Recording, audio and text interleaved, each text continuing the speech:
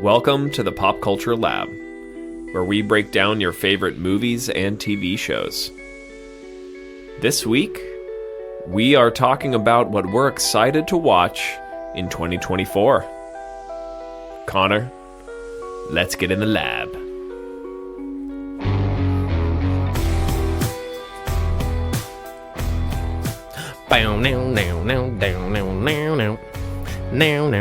Ooh, baby, this is my song on.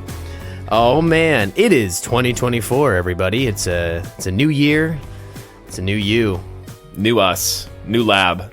It's a new me. We've got some new decorations in here, some Batman paraphernalia. Oh, I see a kingpin over there. Indeed. That was a little Christmas present from my friend. Yep. Yeah. Here we are. Another year. We're pretty close to approaching our 1-year anniversary of starting this podcast, I think. Maybe. March or April? Yeah. Sounds about right. We're a little month or two off. Maybe we'll throw a little party. That's crazy. I mean, I feel like that was one of our goals, was just make it to a year. So, yeah. Fast approaching. Yeah. How's your 2024 treating you? It's okay. It's okay. It's a little slow. I feel like I'm still brushing some of the rust off of the holiday break and trying to gear up for this next year. I got a lot of travel planned in 2024 and it's stressing me out a little bit, but it's exciting too. How about you? What travel? Oh man, it's wild. I try to go on one trip out of the country every year, and I think I am going 3 times to 3 different international places. How the hell do you have time for that? It is a mystery to me too. But I think I'm going to Costa Rica in May, and then Budapest and Prague in October, and then going to Brazil for Charlie's wedding in December. Yeah, or later. Or November, December. Yeah, we'll see. But, or 2026. Yeah, Or 25, rather. Whoa, what year is it? yeah, so maybe just 2. Nice. But That's crazy, dude. Well, man, my wife would love that. Let me tell you. I do not have the PTO, but... oh, sure. Yeah. What about you? What do you got going on 2024? How's that going? Honestly, not the best. Not so hot? Not a great year so far. No. It is off to a terrible start. Work stuff, life stuff. I don't need to get into it, but yeah, it's not the best start to a year I've ever had. But I probably only up from here to go. So, it can only get better. If it gets any worse, there will not be a second host of this podcast. So yeah, let's keep it in the lab here. So just to keep you out of trouble. How about that? Exactly. The more I stay in the lab, the better my life is. And, it keeps me going. The lab, I'm here chipping away, talking about movies for all 30 people that listen. Some good, clean fun. Oh yeah. Fun for the whole family. Well, what have you been watching, man? Ooh, good question. Oh, where's that list? I've got the list of what I'm looking try forward to limit it to the top 7. I know. Well, when we do these so infrequently, they just pile up. Sure, but you don't have to talk about all of them. What? That's not... I wrote down more than this. Hold on 1 second here.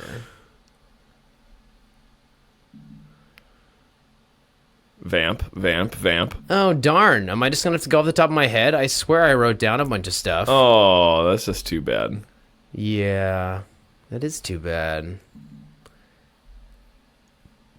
Huh.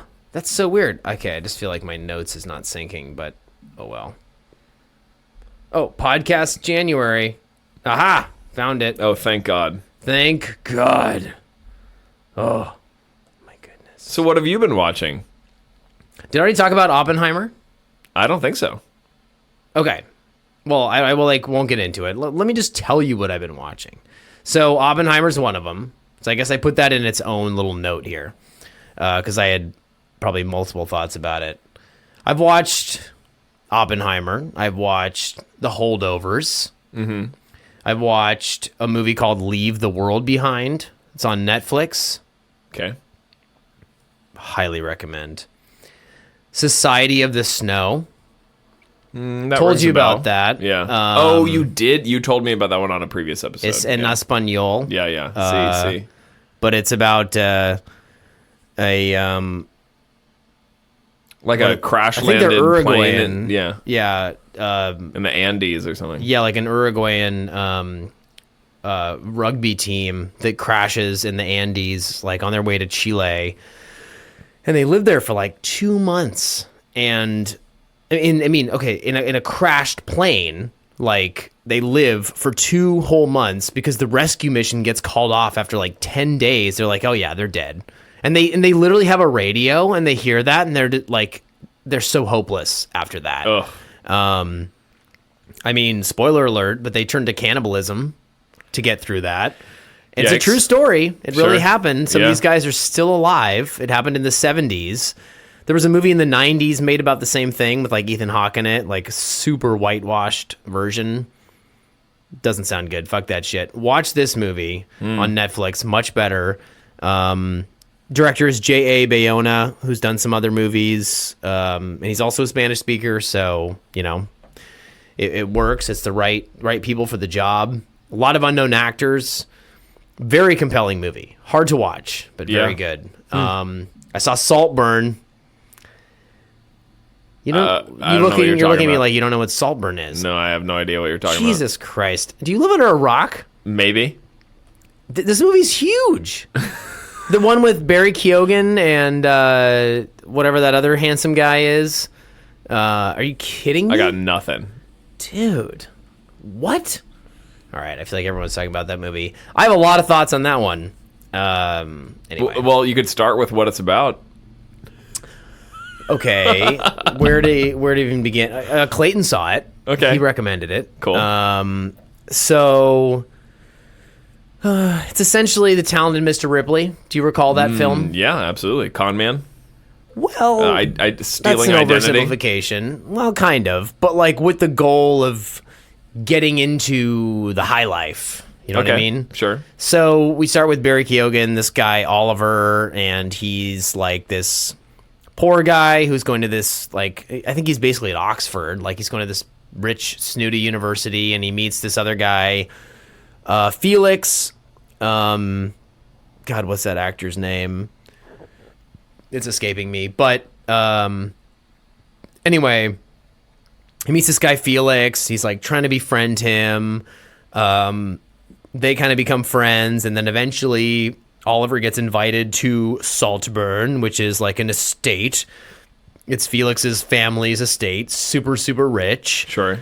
And I don't know, without getting into too much detail, it's a story of conning, but like that's a way oversimplification. I mean, it's a story of greed and envy and lust and obsession, raw obsession with like living a certain lifestyle like that. Like Oliver is utterly fixated on that. He's a sociopath. I mean, that's basically giving things away, but it's a movie about obsession, sexual obsession with money and that lifestyle. It gets weird, dude. It gets real weird. Like, you should watch it because I would just be curious how it would land on you. Like, there are some scenes in that movie. Like, that's why I guess I'm surprised you even heard about it, because people are just talking about certain specific scenes in that movie. Like, I've heard of cocktails made in reference to things that happen in that movie, like disgusting shit. Yeah. It definitely sounds Ripley-esque. Sounds a little Great Gatsby-esque. It is, if you dialed the like sexual obsession and graphic shit up to like 11. It's wild. I can't say I loved it. Like, I guess I found myself thinking about it a lot after the fact, which is something to be said for art, but it also seemed to offend me in ways as well.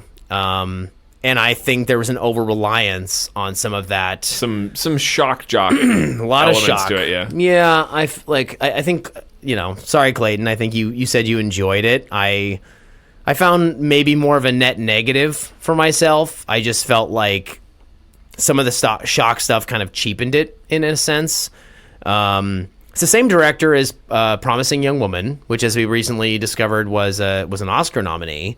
And I actually quite enjoyed that movie. The director's name is Emerald Fennell. Wow, that's quite a name. Yeah, it is. Worth a watch. Some people loved it, like Real Rejects on YouTube. I watched a lot of their shit. They loved it. And I was kind of like, wow, really? Like, some of that shit was just way too much. But anyway, I guess I've explained Saltburn now. Fair enough. I visually outstanding, like cinematography, lighting, neon shit, set design, incredible. So a lot to be said for a lot of the production, and acting, good. I mean, I guess I won't give away the ending, but there's a lot, dude. There's a lot. Yeah, I still can't quite tell whether that's a recommendation for me to watch it or not. I think you should watch it. Okay. I do not know if you'll like it. You're either going to have a similar reaction to that I had, or you're going to be like, or you're going to see some more merit in it that I did. I don't know. Or you'll be even more offended than I was knowing you. I don't know. I really have a little bit trouble seeing where you'd land on it, so I'm intrigued. Anyway, last movie I watched was Straight Outta Compton. Yeah. So quite some variety there. No kidding. I mean, those sound very similar. Similar movies telling a similar tale. The same, totally. Yeah. And yes, I finally got around to watching Oppenheimer. Clayton recommended that as well a long time ago. Very good movie. I mean, yeah, it's a little bit of a shame that I still haven't watched it, and you totally should. That was the movie, well, one of the movies of 2023. And so I do feel a little bad for not having watched it yet. I have gripes about pacing in certain acts. If I recall, I think I feel like the pacing might have been a struggle for me. Where is it again? I just keep losing it. But it was either the middle bit, or I am just having trouble remembering exactly what parts kind of dragged for me, because it is a long movie, but if I recall, the first and the third acts are like awesome. Yeah, like, it's the middle really that sags awesome. a little bit. I think so. Or I have that backwards. But no, because the first act was for sure incredible. Cillian Murphy's incredible. I think the female characters are poorly handled. Yeah, that's what I've heard. That's the word on the street. You've about heard that? This movie. Yeah. But so many other things are outstanding. So, yeah. People toss around the word magnum opus for Nolan. No. Dunkirk was his objectively strongest movie, in my humble opinion. And this is coming from the guy who likes The Dark Knight. Okay? Sure, yeah. Very, very much. I mean, for me, it's like I've been watching a lot of Top Chef recently, and this is a total tangent. Like, this is not what I was going to talk about. Oh, it makes perfect sense, that comparison, yeah. Well, bear with me. One of the things they talk about, it's a cooking competition, of course. And so, they have these different challenges, and one of the kind of trends, I guess, is that the chefs who try to do too much, like they'll do like, I'm going to make 5 different courses. Well, then the judges are going to judge you on all 5 of those courses. That gives you a lot more opportunities to screw up. Right. Versus if you just do one meal really, really well, then you could knock it out of the park, and you're giving less slack to for people to nitpick at.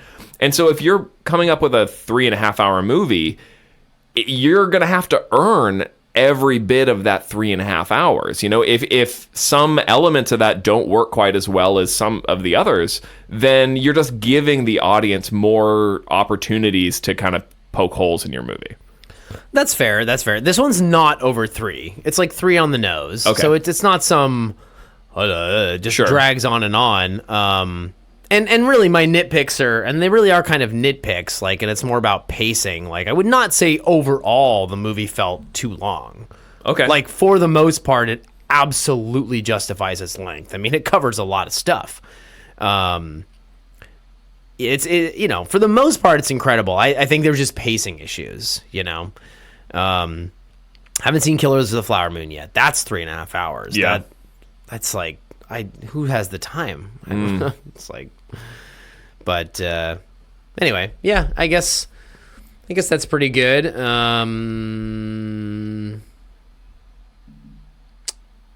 I guess, let me just tell you about Leave the World Behind quickly. Sure. Because there's other movies on here I loved, and I've told you about some, I think, but it's on Netflix, and I do think you should watch it. Not everyone loved the ending. I don't totally get that. I found it satisfying. Like, it maybe doesn't tie up every little perfect thing, but I don't know. You're not the kind of person that needs to be spoon-fed that kind of shit either. So I think you'd enjoy it. It's kind of an end of the world movie. Hint, hint. Tell me if you've heard that one before. Yes, but not necessarily in the way that you think. Okay. And I will not give it away. It's got Mahershala Ali. It's got Julia Roberts in one of the best performances I've seen her in a long time. I mean, I just haven't seen her in a long time, but she's great. All of the cast is great. Ethan Hawke is in it. I think those are some of the major players. Kevin Bacon makes an appearance. Really, really good. I mean, not perfect, but both me and my wife were just like really on the edge of our seats for like the whole movie. I mean, maybe I guess the part of the reason people don't love the ending is it lets the air out of the bag a little bit, but like the whole movie, you're just like, what's happening? What's going on? The tension building and suspense is incredible. And the sort of apocalyptic events that are taking place, you're like, is this biblical? Is this something else? Is this like political? Like, what the fuck is going on? It's really fascinating. You have my attention now. This is definitely a me movie, I feel like. You would love it. Yeah, man. yeah. Like, really, you would like it. Totally fascinating. And there's this great thematic bit in it where, so it's like it really kind of revolves around a family. And this girl in this family is like really, really obsessed with Friends, the show. Yeah. And, when these apocalyptic events start happening, like one of the first things that happens is like internet and shit goes out. And, and this girl she's like watched all of Friends and she's like literally to the finale episode and she just can't watch the last episode of Friends. And she's so desperate to, and like, she's obviously maybe kind of socially awkward and stuff. And like, she really is like needs this. And, I just won't give anything else away, but that like kind of thing, like that reoccurring through line of the movie is so funny and awesome and like really carries through the entire movie. And it just kind of, I don't know, made me think about even Friends in a different way. It's good, really good movie. That sounds great. Really good movie. I will go out of my way to watch that. Check it out for sure. Yeah. What have you been watching? What have I been watching here? Oh, man. Well, I gotta give a shout out because Alex will want to hear this one. I am starting The Wire. Yes, that one. The highly acclaimed HBO show. One of the shows that made HBO into the big behemoth that it is now. And so I have had this recommended to me a million times because how Alex can you not? Sarr? Yeah, I've talked with Alex many times about this show. In fact, so just got started. I only watched one episode, but I am going through, and my goal is to catch up, watch the whole thing. Stick with it, man. Yeah, it is dated probably, especially now, but. That's one of my favorite all-time shows, too. I guess I've only seen it, the whole thing all the way through, but one time. But that's an incredible show. Like, I think it is hands down one of the most unique and incredible shows ever. Yeah, that is what I've heard. I've heard it from multiple people that it's one of their favorite shows of all time, or that it's one of the best shows of all time. So it's about time. I'm only 20 years too late, but whatever. okay. I was 10 to 15 years too late. It's all good. Yeah. Dude, I envy you. That's great. Very excited about that, but I just wanted to mention it because like I said, I've only watched the one episode. But what I did want to talk about is Inside Out, the Pixar movie. So you, my friend, were out of town for a long weekend with your wife, and so you asked me to keep watch on your lovely cat, Binks. So Binks. I would come over, feed him, watch a little episode or something, and so I decided randomly to watch Inside Out while I was over here. Just you, or were you with Katie? Just me, and little old Binks. Cute. And so everybody's familiar with Pixar. Maybe not everybody watched Inside Out. Did you watch in one sitting? Yep. Yeah. I wasn't intending to, actually. I was planning how'd on that just happen? watching for like 45 minutes and then coming back to it. But What made you choose that even? I don't know. I just it was Just scrolling on Disney Plus. Yeah, exactly. I was looking around on Disney Plus, and I had been meaning to watch it for a while, and I was like, well, why not? So You've lost your Disney Plus access, right? So you're just hungry. You're like, what's on here? Bingo. What have I missed? Bingo. Absolutely. But the concept is that it's about a 12-year-old girl, and her emotions, the things that drive her, are they're personified. They have these characters, and the voice acting is incredible in this movie. Amy Poehler is the kind of the main emotion that drives this 12-year-old girl, and she plays joy, the emotion of joy. But it has Lewis Black, who's doing anger, A standout. of course. Yep. Like Lewis Black course. would be anger. It has Bill Hader as fear. Right. And then who's disgust? I don't remember, but no. has disgust and then sadness, and those are the kind of the main emotion characters. This movie is so much better than I thought it was going to be. I was prepared for it to be kind of a forgettable animated movie for kids, and even though I've watched many Pixar movies before, but I feel like they are kind of losing their fastball in a way. They are. They did not lose their fastball for this movie. No. It hit me right in the nads, if anything. I mean, I was sobbing at the end of this movie. Me too, dude. Like a little kid. Yes, kinda. yes. It is about, like many Pixar movies, it is about the experience of growing up, and about... I think it sorry to interrupt you, but it bears in some ways the closest resemblance to Toy Story 3 in particular. Yeah. Toy Story 3. Yeah. That like loss of innocence and growing up in that way. Yeah, it's about that transition from youth and that carefree approach to life to starting to enter adolescence and having concerns and fears and doubts and Reckoning with bigger shit. yeah, like just really having to face life in a different way than you have to when you're a child. And it does it with such art and kindness to its characters. I mean, beautiful, beautiful movie. If you have not seen this, if you are a parent particularly, and you have not seen this movie, I highly, highly recommend it. Or if you're anyone who has ever felt like growing up is hard. Yeah. And getting yeah. older just kind of sucks. Anybody can get something out of this movie, will get something out of this movie, but I do think that if you have had kids, or if you have had experiences recently where it brings you into close contact with kids, I think that there's something kind of special about this movie for sure. There's something absolute. I would put that among Pixar's best, like without a doubt. I think it's late in the game. I think it might have flown under the radar for some people, but it's absolutely one of their best. I mean, I'm hard pressed to think of a Pixar movie that's affected me more emotionally than that. And I would put myself in a category of having a bit of a Peter Pan syndrome. So it hit real hard. But dude, I remember when I watched that too, same thing. I just like, Annika was like, "Are you all right?" Like I was like, like lip quivering. Yeah, like really crying. Like not just a tear, like like I probably blubbered for 10 minutes. Like man, it nails it.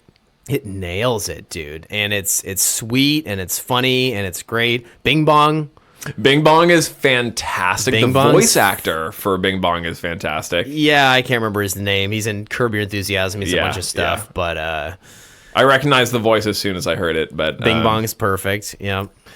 So too, these characters barely appear, but so there are these personified emotions, and this 12-year-old girl has two parents, and so the parents have these personified emotions that you only barely get kind of a glimpse into their characters, but when you do see them, it's a highlight. Yeah. It's been a minute since I saw it, but fantastic movie. And a timely note as we transition into our next section of what we're looking forward to in 2024. There is a sequel to this movie coming out. How dare you give that away? I know. Well, I guess now we're in it. I guess we're starting. But Inside Out 2 is coming out in 2024. I am hopeful, but also a little concerned because, as we said, Pixar is losing its fastball. They are, but they tend to do well with the sequels. For the most part. I don't think Monsters University was anything that special, but I don't think it was a letdown either. Every Toy Story movie is borderline Those impeccable. Are fantastic. Yeah. And I think they're still making another. Are they actually? Eventually. Toy Story 4? No, I think 5. Oh, I didn't see 4. Yeah. I think there's a Toy Story 4. Wow. I think it came out not that long ago. Jeez. Isn't that one with like the suicidal spoon? What? Well, not exactly suicidal, but like existential crisis, like Spork. I don't remember that at all. No, then you haven't seen it. But like, yeah, I think it's Toy Story 4. There's like this, like the kid makes her own toy, and it's like a spork with like, those bendy. What are those fuzzy, bendy? Oh, pipe cleaners. Yeah, exactly. Pipe cleaners. Yeah, so it's like pipe cleaner arms, spork with googly eyes, but then it like comes to life, and I don't know. It just like has a propensity to like toward existential crises and like it kind of wants to die or something. Yeah, or it, like doesn't want to live. Like I don't know. It's weird. It's great. It's really great. Forky. What the hell? All right, I got to look this up really fast. Hold on now. Yeah, I have definitely not seen this movie. Toy Story 4. Yeah. Keanu Reeves plays Duke Kaboom, a new toy. Forky is played by Tony Hale. You'd recognize him from Arrested Development. I know Tony Hale. Yeah. Okay, so he's Buster. Forky. He plays Buster, yeah. It's perfect. Like, come on. Definitely watch Toy Story 4, dude. It came out in what, like 2018, 19? 2019. Yeah, it's pretty recent. Yeah. So, very good. Right, they're still killing it. Yeah, they're still killing it. I guess I just got us started here with Inside Out number 2. But let's anything you want to say before we get into our 2024 preview? No, not necessarily. There are good. We've had this conversation before. There are good movie years and bad movie years. Who knows what this next year holds? I think we'll have a different episode dedicated to, or actually, we could. It depends on how this goes, but we could touch on potential like Oscar nominations that we think for this year. I mean, I think one nice thing about the coming year that I've noticed is that it's not necessarily the franchise requel, sequel, prequel fest that we've seen, at least in compared to 2023. Fight me on that. Every movie that we talked about last year was a box office bomb because it was a fucking sequel, remake, Indiana Jones 7.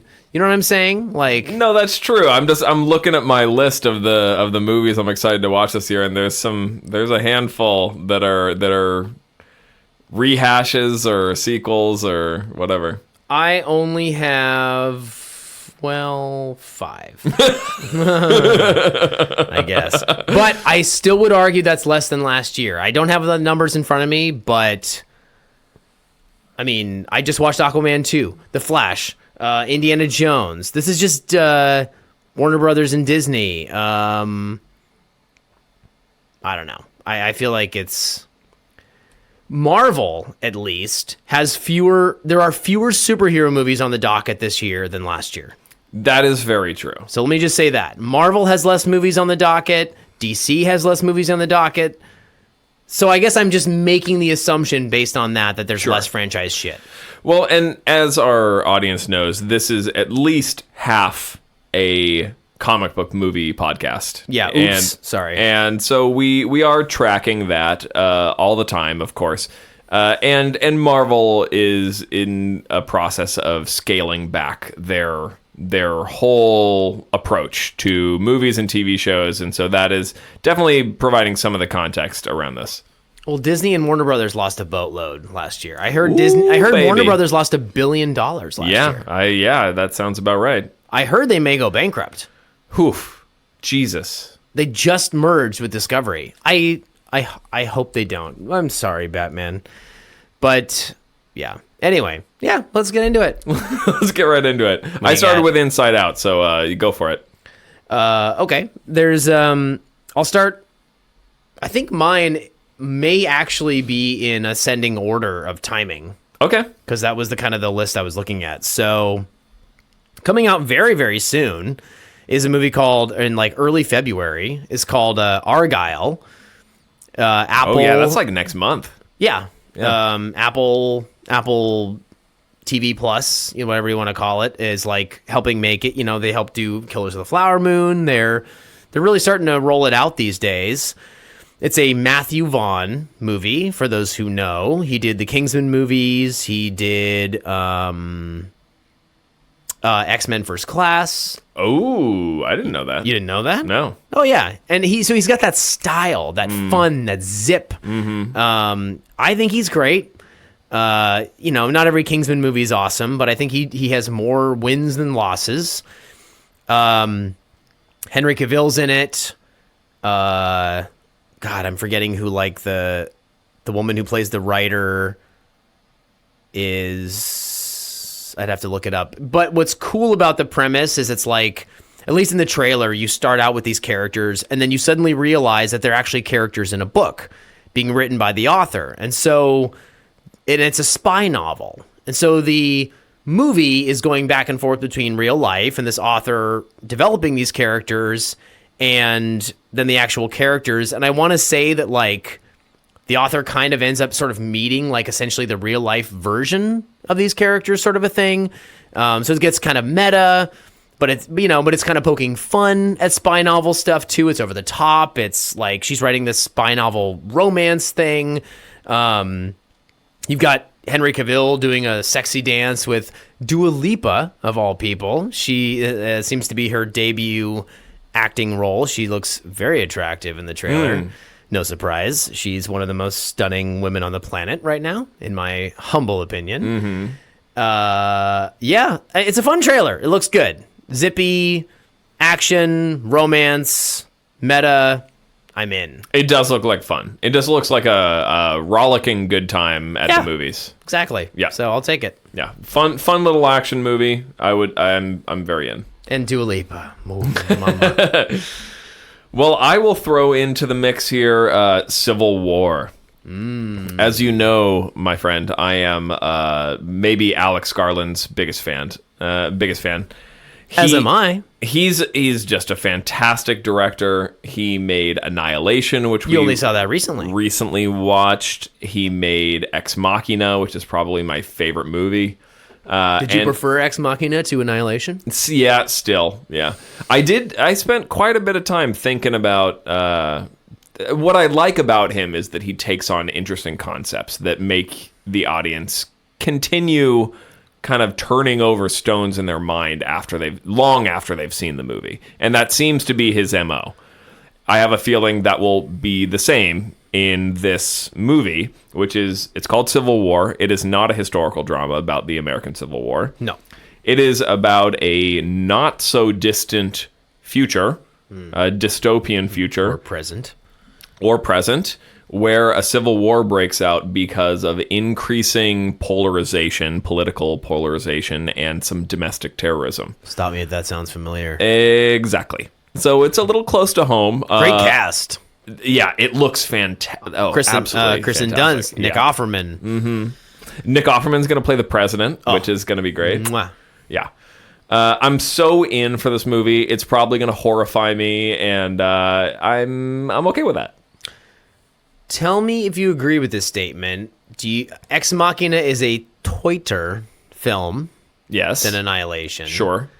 I guess I just, in some ways, like Annihilation better for the aiming higher aspect. Like, I think it aims higher and gets 80% of the way there, which for me is a bigger payoff than, a Turing test come to life is fascinating, but I think he's going for a bit of a more humble concept in a way, if that makes sense. I totally know what you're saying. And it's a much tighter movie, but I very much know what you're saying. In some ways, it's kind of like Bong Joon-ho's like Snowpiercer versus Parasite, right? And I gotta say, I'm gonna hand it to the polish. Like I liked Ex Machina better in part because there's no slack in that movie at all. No. It is 100% that good stuff. Right. The high octane movie making experience the whole way through. I think you could make a compelling argument that it certainly is not trying to be quite as inventive. I think some of the visual, we, after watching it in Nate's incredible movie theater, we're just talking about how visually impressive the set design and the color and the cinematography. And really, it is a beautiful movie to look at. Probably more so than Ex Machina even. I would agree with that. yeah, there's some striking moments in Ex Machina, particularly like borderline horror. Yeah, definitely. That really stick with you. I guess I've spent more time thinking about the ending of Annihilation than I have about like the ending of an Ex Machina. It's like you kind of could have seen that coming in Ex Machina. It's like, well, was the robot lady gonna kill everybody? Surprise, surprise. Yes. But that's not to say that there's a lot of fascinating stuff that goes on throughout that movie. We should watch Men. We really should. Yes. Yeah. His Absolutely. latest. But all right, what else you got? all right, on to superheroes. Madam Web. It's the only live action Sony Spider-Verse movie. It's a lot of qualifiers. I know that I put on this list, but having said that, there's multiple coming out this year. So just a shout out, there's Madam Web. There's Kraven the Hunter. For those who don't know, he's a Spider-Man villain. Venom 3. And then the animated Beyond the Spider-Verse. Yeah. So there's actually 4 friggin' Sonyverse Spider-Man movies coming out this year. Way more than any Marvel movies this year. So Sony is really picking up the slack. They haven't been good, many of these movies. Come on. Morbius was awful. Quantity does not equal quality. No, that's not what I'm saying. But you should watch the trailer for Madam Web. It's an intriguing premise. Who Madam Web is in the comics is, bear with me, like a paraplegic clairvoyant. Okay. Who works with Peter Parker. If you did watch. Sounds a little Professor X-y. Yeah, I guess a little bit, but more spidery. If you did watch Across the Spider-Verse, you are familiar with the Web of Life and Destiny. Sure. That's what they call it in that movie. But essentially, that's been a kind of a concept in the comics. And the same thing that gives Peter Parker spider sense is a kind of clairvoyance. She just has it full on. And so she's connected to this web of life and destiny. And so she can see the future and all sorts of things. And she's also blind, actually. She's paraplegic, blind, clairvoyant. She's a great comic book character, and she's an old woman. That's not in this movie. This is a kind of a prequel. It's got Dakota Johnson from 50 Shades of Grey and Yep. everything. She plays Madam Web, like a young version who's kind of discovering her powers, and she basically has to save/work with 3 different Spider Women who are characters from the comics. As the trailer presents, they're kind of being hunted down by this character Ezekiel Sims, who's a Spider-Man, I wouldn't say antagonist, more kind of a anti-hero. This like old man who was given basically Spider-Man-like powers because of a thing that happened in the jungle a long time ago, and he explains that spider people are like being bitten by the spider and all that is not a happenstance occurrence. It's destiny. It's meant to happen to all these people. And also all their powers are linked to these like totems. There's really a whole lore around them. It's pretty fascinating. So I'm kind of excited to just see that side of things. I think it's an interesting premise. It's a pretty cool trailer.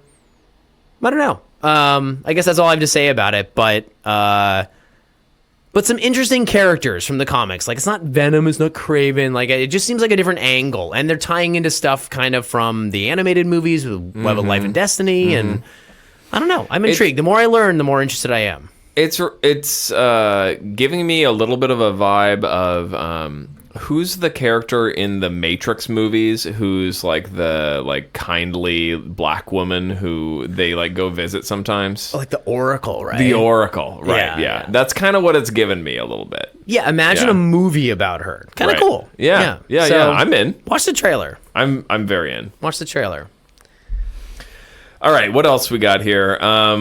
Of course, I don't think we need to talk too much about this, but Dune Part 2 comes out this year. Almost everybody saw Dune Part 1. It is a visually Did you like it? breathtaking movie, I think. Did I like it? I did like it. I very much liked it. I don't know that I'm quite convinced of the genius of Denis Villeneuve. On the same level that some of my film studies friends are. What? Visually, it is breathtaking. Have you seen any other Villeneuve movies? Probably not. Well, then, fuck you. You don't know.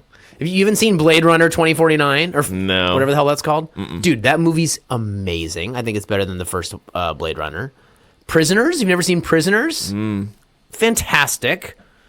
All right. Well, yeah, I mean, I won't. Dune's not his best movie, so don't judge him based on that. Sure, I won't. But that said, I am still definitely going to watch Dune Part 2, if nothing else, just because, again, I want to see it in theaters. I want to get that full spectacle experience. I probably want to see it at the Cinerama, for God's sakes. It's an experience. Yeah, let's go do it. Let's see it in IMAX. I mean, this is the kind of movie that is designed for that, and I would love to do that. Like Hans Zimmer knocked it out of the park with the music. The sound design. Very, very good. Amazing. Very, very good. Yeah. I'm hyped for that one. All right, I'm gonna skip over this because it's just gonna embarrass me. So I'll move on to a movie called Abigail. I don't know very much about it. I just watched the trailer today. I just discovered it in my research today. It just sounds so up my alley. It's like Giancarlo Esposito pays a bunch of burglars or whatever, hires them to break into this house and kidnap this young girl, but they don't know that she's a vampire. Oh, surprise. Ooh, that's enough of a premise for me to just take my money right now. I love modern vampire twist stuff. A little bit of, let the right one in. Maybe a little bit of Kirsten Dunst as a young vampire in Interview with a Vampire. I've never seen that movie. But something I've seen that you haven't. True. Yeah. A Incredible. Tom Cruise movie you've seen Tom that I Cruise and haven't? Brad Pitt and Kirsten Dunst and Antonio Banderas. Oh, really? Oh yeah. I feel like they made a show out of that recently. Yeah, that? I saw that too in my research. Yeah. Yeah, it sounds poopy, but no, that's probably all I have to say about that. Oh, what really hooked me, I don't think you saw this movie, Ready or Not. No. It had Samara Weaving in it. I think she's cute and awesome, and she's been in a lot of stuff lately. But it's the same people behind that movie, which I found wickedly entertaining, and the recent Scream movies. Okay. So the same kind of people behind that are doing this movie. So take my money. All right. Gonna throw a little curveball at you here. There are a couple of video games that are being adapted in the coming year into movies or TV shows. You don't say. And the first one that I want to mention is Borderlands. This is actually a video game that I have not played before, but I have absolutely seen it before. I'm familiar with this video game. There have been 3 of them, I believe, and it's going to be an action comedy. It's directed by Eli Roth, who certainly you're familiar with, our film-going friends are familiar with. What's the last Eli Roth movie you've seen? Oh my God, don't test me on that. But it has Jack Black and Jamie Lee Curtis. It's supposed to be an action comedy. I mean, I'm so in for this. Like, I'm envisioning sort of a like almost the Dungeons and Dragons movie kind of vibe is what I'm getting from this. So really excited. Yeah, sign me up. Cool. Yeah, I have no idea. Like, Borderlands, that sounds like a very dull name for a video game. Like, I wouldn't want to play that game. But It doesn't give away much, does it? No, it certainly doesn't. But oh well. I know you were thinking about this as well, but The Fall Guy. Yes. Major yes. Fantastic trailer. If no one has seen that, check it out. That trailer will sell you. It really will. It just will. I don't care who you are. I don't care what you like. You're going to like this movie. Ryan Gosling plays a stuntman who's working for Emily Blunt, who's the director of a film, and they're exes. So that's one dynamic. But not only that, this stuntman, who's just a stuntman in Hollywood, is thrust into real life action. So among other things, I don't know I can't remember what the reason is or why he's out there doing this, but he's John Wicking it up all over the place. Right. And the director is the guy who directed the first John Wick, by the way. Great recipe. It just sounds like a great recipe. And the trailer's so much fun because it's jumping back and forth between him kicking ass and doing all that stuff kind of reluctantly, which is always fun. And then being on set in this movie, you know, you're getting kind of a peek behind the screen of how stunts are done and the sexual tension between him and Emily Blunt, and she's half the time rolling her eyes at him and other half the time fawning over him, and it looks like a blast. Looks great. Yeah, very in on this movie. And really, if you're not sure, go watch the trailer, because I'd never heard of this movie before, and I watched the trailer and I was like, I gotta go see this. Totally. Yeah. It looks like just so much fun. Yeah, that's a good one. I guess I have one more movie to mention, which is Deadpool 3. Is coming out. I feel like I saw Deadpool 2, but it's probably been a while. That one has Josh Brolin in it. I did see Cable. that, yeah, but a long time ago. It came out a while ago. Yeah, I mean, I'm hyped that they're bringing back this franchise. I always thought that was a great 2 movies that they came out with. It's more than just that, though. What? It's more than just the third movie in that franchise. Oh, because they're bringing in Wolverine, you mean? Among other things.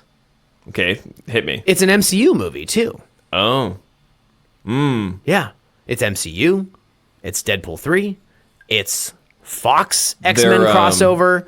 It's a lot of shit going on. They're consolidating. Disney is consolidating their connections, IP. yeah. Yes, they are. It's a lot of stuff. I hope it's still R-rated.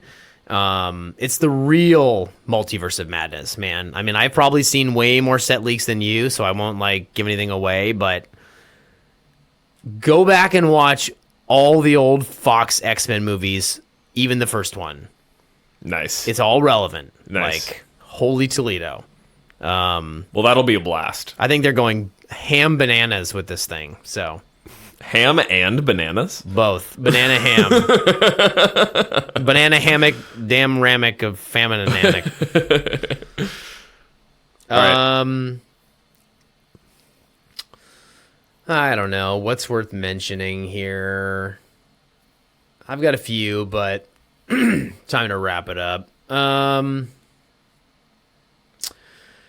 Well, just to avoid further franchise nonsense, there is going to be an Amy Winehouse biopic finally. The actress looks incredible. She looks just like Amy Winehouse from the image that I saw. It's called Back to Black. It's about the making of that album, which was produced by Mark Ronson. I'm sure someone will play Mark Ronson. And that album's outstanding. It better be good. Like, you don't make a Amy Winehouse biopic and half-ass it. If it's Rocket Man or Bohemian Rhapsody, I'm going to kill somebody. But we'll see. Yeah. Hopeful. I mean, it's such a... I hope it's on the Ray end of the spectrum and not the... Right. I don't know. Everyone loved... Did you like Bohemian Rhapsody? I didn't see it. What? No. You didn't see it? No, I didn't see it. You idiot. Go see it. Well, I mean, it's Freddie not like... Mercury, man. Sure, but it's not like... I mean, you were just talking shit about it like 2 seconds ago. Okay, but Rami Malek's performance is amazing. It's absolutely worth seeing for that alone. Sure. It was a good movie. It was a fine movie. It just didn't dig deep enough. Yeah. Like, it just left you wanting more. But that doesn't mean it's not worth seeing. And the way they recreate the Live Aid thing is insane. It's like the beer cans are exactly where they were. I mean, it's an unbelievable recreation. And he moves like Mercury. You should see it, man. Like, you that sounds like it should be a song. You'd Moves miss like out. Mercury. Moves like Mercury. You should see it, man. No, it's true. It's true. It's on the list. Well, I've got a couple of TV shows that I wanted to mention that are also coming out this year. Okay. Starting with Shogun, which is coming out very soon. Very, very excited for this. On FX. It's on FX. It's based on a book about shoguns who were these Japanese warlords in feudal Japan. And so it takes place in the 1600s. It looks amazing. Absolutely amazing. Very, very excited to watch this. Yep. All right. Let me just quickly pull up. What's this actor's name? Because he's just in so much. And he's also one of the producers on it. Talking while I research. Vamp. His name is Hiroyuki Sanada. You would 100% recognize him. He's like Hollywood's go-to Japanese actor. Okay. But he's the main dude, and he's just always phenomenal. And so that alone sold me. Anna Sawai, or I think that's how you say her name. Mm-hmm. She's up and coming. She was just in the Godzilla -1. No. Oh. The Monsters one that I just watched. It wasn't actually called Godzilla. It was called A Monarch Legacy of Monsters. I've talked about it on this podcast, but it's the Kurt Russell's in it. It's the Apple TV Godzilla show that I just watched. She's in it. She's gorgeous, in my opinion, and she did a great job. So she's really up and coming. Yeah, this show does look cool. It just popped up on my radar today, too. Yeah.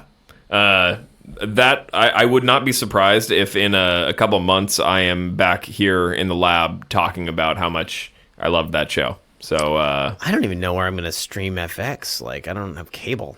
Yeah, that's true. I think it might be on... Doesn't Hulu or something like that, don't they give you access to FX? Maybe. Something like that. Well, actually, just to go tit for tat for you, I guess Sure. I might as well finish my little list here. Yeah.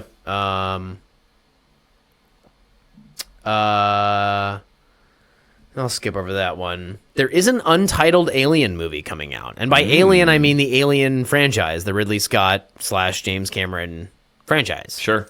It's really Ridley Scott's franchise. I mean, I recently revisited Prometheus and Alien Covenant. Prometheus especially is actually a pretty good movie. Yeah. Don't sleep on it. But this movie is being directed by a guy named Fede Alvarez, who did a really beloved, like when I listened to the PCHH on Evil Dead Rise, which I've talked extensively about. When they covered that, there was one reviewer who just gushed and gushed and gushed over the Fede Alvarez remake of Evil Dead. Like, it's just called Evil Dead. And I still haven't seen it because it's apparently so unbelievably violent. I just have to be in the right mood even for myself. But I want to see it. And anyway, it just seems like this guy kind of makes rather legendary remakes, sequels to things. So I'm very, very interested to see what he's going to do with something like Alien. Yeah, which is horror anyway. It's perfect. Right. I mean, it has some of the most memorable, like graphically violent scenes in cinematic history. Well, and is well known. It kind of evolved into action when James Cameron took the helm for Aliens. But I think this guy's going to really bring it back to those horror roots. Yeah. Like I think he's a good candidate. So that sounds very much up your alley. Yep. Well, I just got like one or two more here. I did want to mention Star Wars: The Acolyte. Woo! Is coming out. Yes, if you haven't had enough Star Wars content in the past year or two, there's another show coming out. This one is I don't even know what it's about. Doesn't really matter. It's in the Star Wars universe. I think it promises to be more on the Rogue One or Andor spectrum of things versus Obi-Wan. Sure, I hope so. I hope so. I mean, it has the showrunner of Russian Doll is creating this show, and it has Daphne Keane, who I have talked about on our podcast before, who was the lead of His Dark Materials and who was in the Logan movie. Really, really great young actress. So I'm hopeful. I'm not exactly the biggest Star Wars fan, as you know, but I'll watch this. I was surprised to hear you pick this one. Yeah. Yeah. I'm going to give it a shot. Good. Michael Keaton's coming back as Beetlejuice, guys. I thought that was a rumor, but it's a real thing. The nostalgia mill is at it again. It is. And I think even like Winona Ryder and everybody, like I think a lot of people are coming back, and I don't know. I mean, Wednesday wasn't the best thing in the world, but it was a reminder that Tim Burton still has some juice in him. It was fun. I enjoyed it. It was. It was way more good than bad. And if it's along those lines and he can pull it off, and I mean, say what you want about The Flash, I think Michael Keaton still has it in him to kind of pull off these roles, and it's comedic Michael Keaton. Like, he did stand-up comedy before he was an actor, right? Mm-hmm. Like, that's in his DNA. And, like, there was a time where I watched Beetlejuice, like, almost every Halloween with my wife because she loves it. It's like a childhood movie for her, probably even more than me in a way. Like, I just didn't grow up watching it as often. We dressed up as Beetlejuice and Lydia for Halloween one time, like impeccably, I might add. Like we looked amazing. Uh-huh. And I don't know if that old man still has it in him. Like I just think it'll be really fun. I love Beetlejuice. Like, it'll be fun if nothing else. It might be a little eye rolly, but it'll still be a good time. I hope it doesn't suck. But yeah. All right, my last one here is that they are making a Tomb Raider show. Tomb Raider Legend of Lara Croft with Hayley Atwell as Lara Croft. Did you say prequel? I thought it was a prequel. I don't want to commit to that. The title is Tomb Raider Legend of Lara Croft. So okay, it might not be because we had this debate earlier. You said I thought you said prequel. I said that. Okay. But now I'm backtracking. Which made me think, oh, does he mean Haley Steinfeld? Like a young actress? It is Haley Atwell. Yeah. And I love Haley Atwell. Like, and I think she actually, if she's English, like she's a really actually pretty spot on choice. Oh yeah.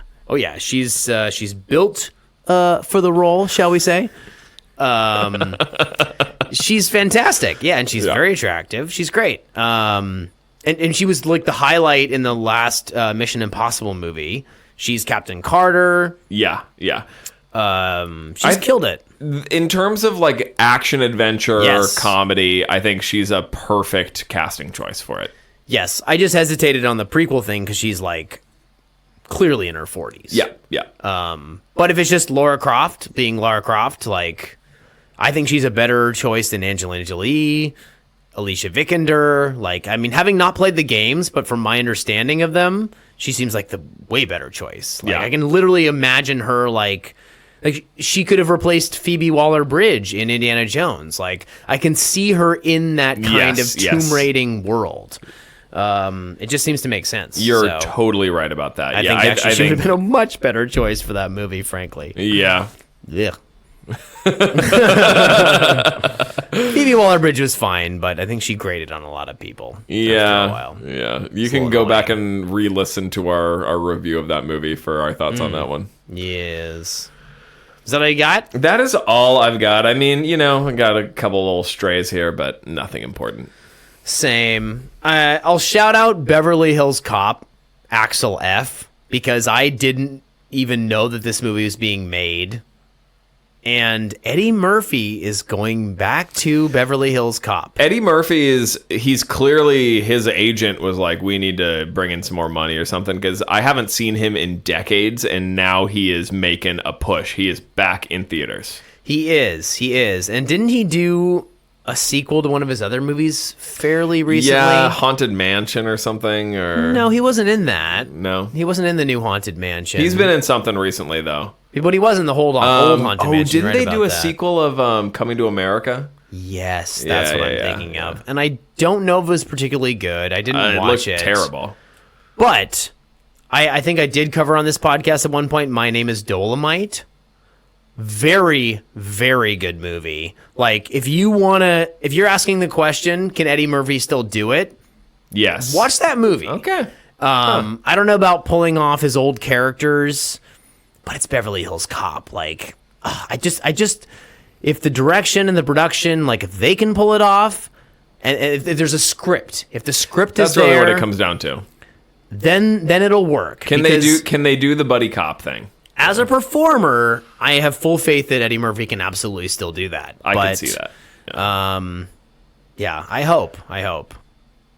Legendary. Well, it should be a good year for movies, guys. I hope so. Hope so. We'll see. Anything else to add, my friend? Don't think so, man. It's good to be back in the lab with you. It is. Shout out to this absolutely sponsored by Bizarre Brewing and their delicious beverage, the Moon Myth. Oh, it's delicious. A dark lager, 5% ABV. Oops, I almost knocked it over. Really, really good. If you like a nice balance between malty chocolate flavors and cool, refreshing lager fermentation, seek no further. Grab yourself one of these from Bazaar here in Magnolia in Seattle. Glug, glug. Oh, yeah. All right. See you guys next time. That's a wrap.